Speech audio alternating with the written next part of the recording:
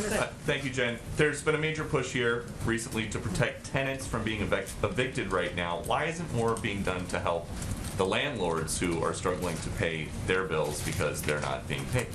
Well, actually, the landlords can benefit from exactly the same emergency rental assistance that renters can benefit from. But right now, as we understand it, many states are not distributing that money. The Washington Post says that this measure could drive thousands of minor landlords to bankruptcy. Well, that's exactly why, and I'm happy to have you as a partner in this effort.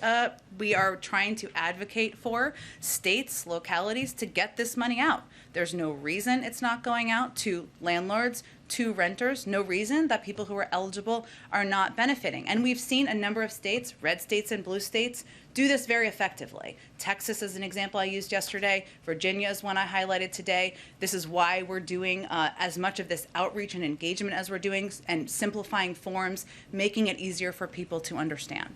Okay. And then on immigration, it's been almost 4 months since the president told migrants, don't come, don't leave your town. Almost 2 months since the vice president went to Central America to say, do not come. But people are coming in record numbers. Does the president think his immigration plan is working?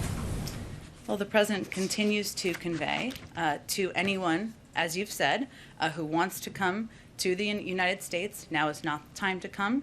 It is not the time to come and try to go through irregular migration. We want to have an effective process where you can apply for asylum, where you can apply for legal status. We have increased our investment in areas like the Central American Minors Program, allowing people to apply from within country so they are not making that dangerous trip. There's more that needs to be done.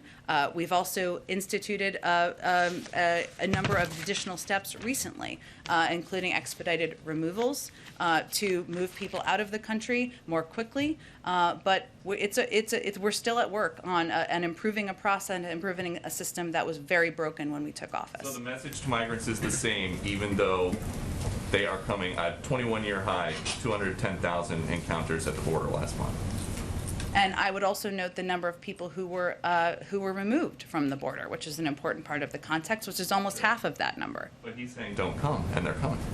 Well, there are a number of factors, as you will know, that are happening in these countries, and we're working to address those as well. And the Vice President is leading those efforts. We don't expect that to be a switch, but addressing root causes in these countries, corruption, economic downturn, people are fleeing a range of challenges, persecution, those are issues we need to address at the same time. Go ahead. Sort of a housekeeping question. Sure.